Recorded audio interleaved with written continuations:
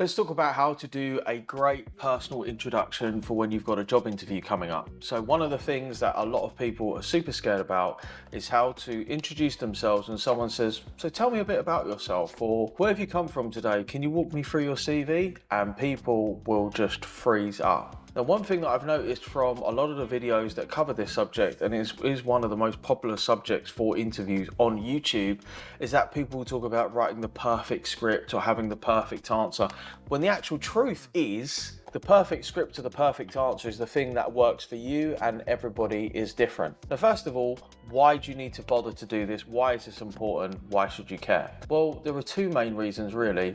Number one, it's highly likely that you're going to get asked this simply because an interviewer may have interviewed loads of people just before you, or they may just not have read your CV. It's not that they don't care, it's just that they've got a lot going on and they're trying to fit in the interviews. The second reason is it's a really good way for you to practice learning how to sell yourself. For most people, this is the first time that they will ever have done this. Now, what we're going to do today is that I'm going to be walking you through a worksheet that you can use to do this by yourself. So not only are you going to learn how to do it, but you can download this worksheet, do it yourself. And at the end of the video, I'm going to be talking to you about how you can learn to practice this yourself and get really good at the personal introduction. Because something really no videos talk about is the main thing, which is the practice, the preparation, and the speaking out loud to make you better at doing this thing. So what are we looking at when we're talking about a personal introduction or introducing yourself? So it should be 2 minutes, it should be no more than 200 words in a script, more like 150 words. And we want to break it down roughly into 7 parts. What are you doing now? What did you do before? What would you like to do in the future? Work experience, extracurricular activities, skills and interests, and then finally, ending with a bang or a curiosity hook. And I wanted to go through and explain each of these things in turn and just break it down so it's really as simple as possible for you to follow. So first of all, what are you doing now? Well, this is pretty simple. It's A, what's your name? Who are you? Hi, my name's Mike. What are you studying or doing? So I'm currently studying mathematics at Warwick University. I'm currently doing an engineering degree at the University of York. I'm currently working as a financial analyst at Barclays. And then where are you doing it? So 3 things. What's your name? Where are you studying? Or what are you doing? And where? So this would look a little something like, hi, my name's Mike, and I recently graduated from Warwick University with a degree in fine arts. That's it. That's how you open up your personal introduction. The next thing would be, what have you done before? Now, basically, this is what have you done in the last 3 years?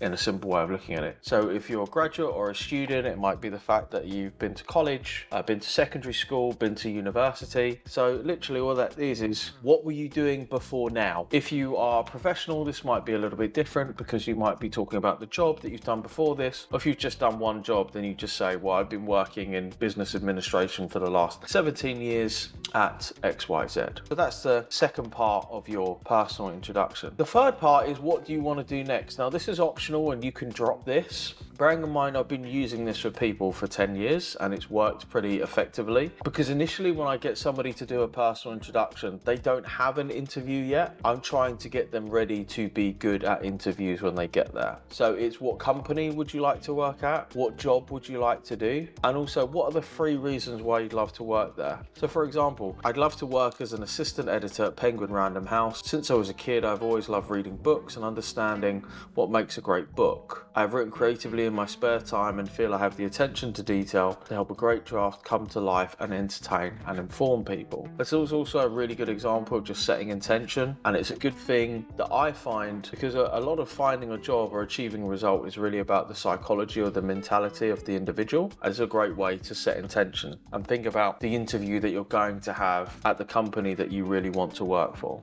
Next off, part number 4, we want to talk about our work experience. Now, this is namely, your last 2 or 3 jobs, a 1-sentence summary for what you did and also what you learned. Now, bearing in mind as we're going through this, the first 3 parts would be pretty quick. You might have done all of that in 30 seconds. The work experience is really where you want to spend the burden of your time, because it's relating to the work that you're going to do. So think about spending, 45 seconds to a whole minute talking about your work experience. While I was at university, I worked at Tesco's as a cashier and stocking shelves for 3 years and wrote blogs part-time for different small companies. These jobs taught me to be disciplined, detail-orientated and important importantly, to manage my time effectively. Working at Tesco's taught me great people management skills, and my part-time writing allowed me to really understand the needs of different customers and businesses. So all of this is really just about answering objections in our audience's mind, thinking, was this person suitable or not suitable? You know, if you think about it from an interviewer's perspective, say they've had to sit there all day and listen to interviews. 5 people, 10 people, 15 people. You may have not had the opportunity to interview other people, but I have, and I have to tell you, it gets really boring really quickly because you're asking the same questions, you're listening to the same answers, and it all just starts to sound the same. So what you do with a really great personal introduction is you come along and you sound memorable, concise, to the point, and also most importantly, you sound relevant to the job that I want you to do. Number 5, which is voluntary or extracurricular, which is pretty simple. What have you done outside of studies and work? Some people have done nothing. Some people have done loads of things. They might be part of sports society and a finance club and so on and so forth. And then it's just about choosing the thing that's most relevant to you, or just anything from the past 5 years that's hobby related. Sounds a little something like this.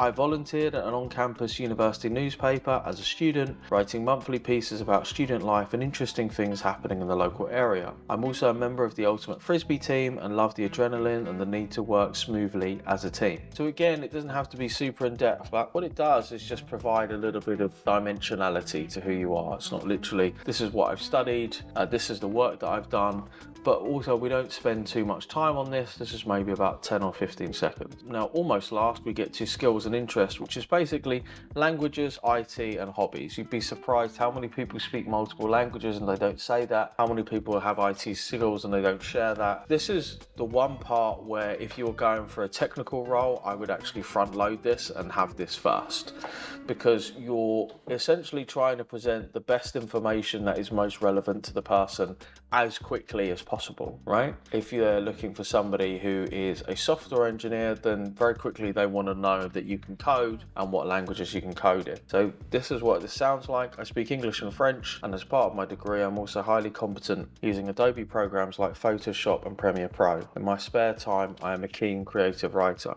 And finally, ending with a bang or a hook is really just a conversation piece. So, you know, I enjoy writing. I've published a couple of books of poetry, or I enjoy painting landscapes, or I'm a really keen kite surfer. This is just something that makes people go, oh, that's so interesting. Do you want to tell me a little bit more? So that's everything from the handout that you can use to put together a really great personal introduction. But what I want to stress to you is that a really good personal introduction comes from practice. So once you've written up your script, you want to paste this up on a door somewhere, making sure that this is something that you can access and see and have a visual cue. And you want to practice once a day, every day for 2 weeks. And really quickly, you're going to get great at your personal introduction. As soon as you feel familiar with the script, then try to take it away, but still have the visual cue. And that's how people deliver really great personal introductions. They create a great first impression for an interview, and they end up having a really wonderful interview experience. Hope you enjoyed this video. If you have, make sure to like, comment, and subscribe. Let us know how we did, other videos that we could do, or what you liked about this video. Bye.